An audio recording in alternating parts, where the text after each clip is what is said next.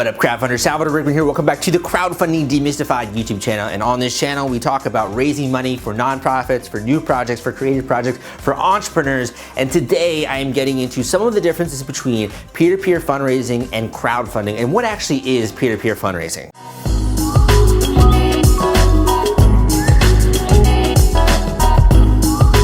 If you would like a in-depth explanation on this, I have an incredible whiteboard explainer video that goes step-by-step through what is nonprofit crowdfunding. And I also have a book out there called Nonprofit Crowdfunding Explained. But today, I want to talk a little bit about peer-to-peer fundraising and actually what that is and get into that a little bit. In order to explain this, we have to have two different bubbles here. So the first is crowdfunding.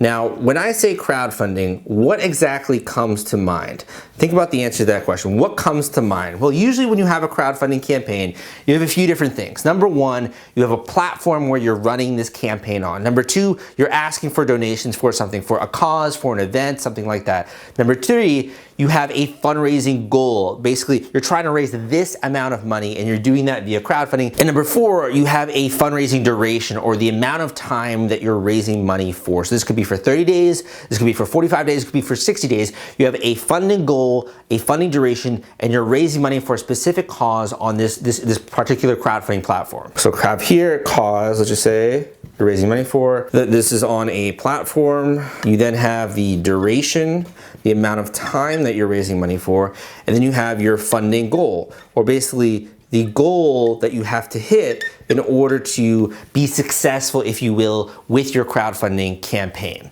Now, let's examine peer-to-peer fundraising. With peer-to-peer fundraising, if you've ever gone out there and done like a Relay for Life, or you've done those types of things, that's a form of basically peer-to-peer fundraising, and you can ignore my horrible writing there. Peer-to-peer fundraising, you're trying to accomplish some kind of a mission and you have a fundraising goal or amount you're trying to hit with this campaign. Peer-to-peer fundraising campaigns also usually are for a limited duration. If you're doing Relay for Life, maybe the fundraising campaign is just until the event ends. A lot of the times, these campaigns do have durations. Obviously, there are some that are always ongoing, but peer-to-peer fundraisers usually also have a duration. And finally, you might be running this on your own website, but chances are you're either using someone else's software in order to enable this, or you're doing it on someone else's platform. So there are actually kind of a lot of commonalities. I think that's where a lot of the confusion comes in. So you have the same thing. You're on a platform, or you're using someone else's software on your own website. You're white labeling it. It also then might have a duration, doesn't have to necessarily, but oftentimes there's a duration for a peer-to-peer fundraising campaign. And finally, there is usually a goal or something that people are trying to reach with this particular campaign. So where actually is the difference here? The difference comes with the obligations when you are raising money.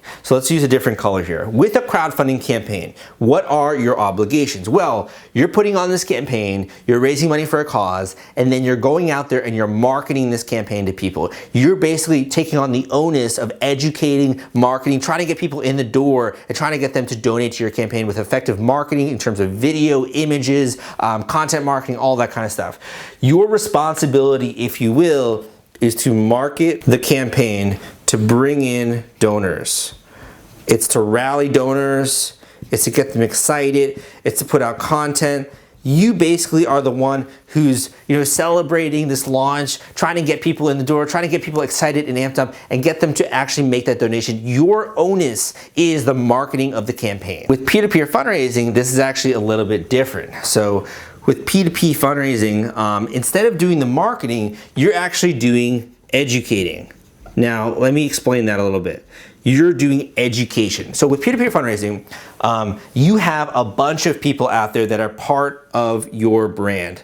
So these are like hardcore donors. These are people that are volunteering. These are people that are then going to their network. They're going to on Facebook, they're going via text messages, they're calling their friends and family. Maybe they're knocking on houses in their local neighborhood, they're knocking on their door, and they're saying, we're doing a Relay for Life. I would love it if you could donate $10. Based off of the strength of your core supporters' social network and their capital, their social social capital, if you will, and the way that they're trusted in the community, they are then raising money on your behalf. So they are the ones that are actually doing the marketing for the campaign. They're the ones that are doing the marketing for the fundraiser, are your core supporters. They're going out there to their own social network, and then they're taking that money, you know, maybe not as much as you if you're doing it yourself, but they're pooling all of that money together, and then it goes to your overall funding meter. So if these people are doing the marketing, what then is your job? You know, what is it that you're trying to do here? Your job is to teach them how to do that. Your job is to give them the flyers,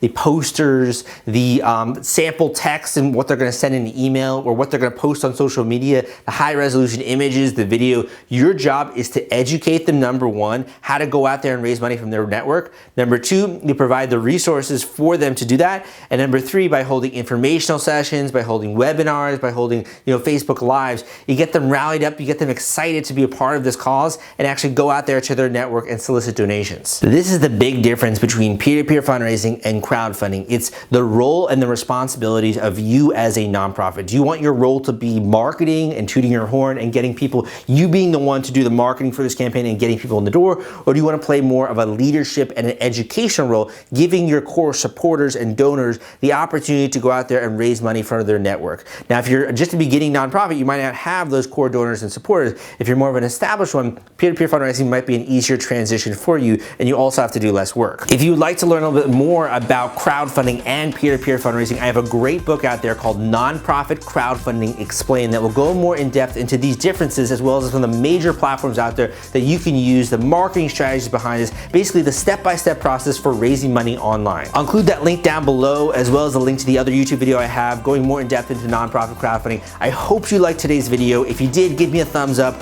leave questions down below. My name is Salvador Briggman, and I will see you next time.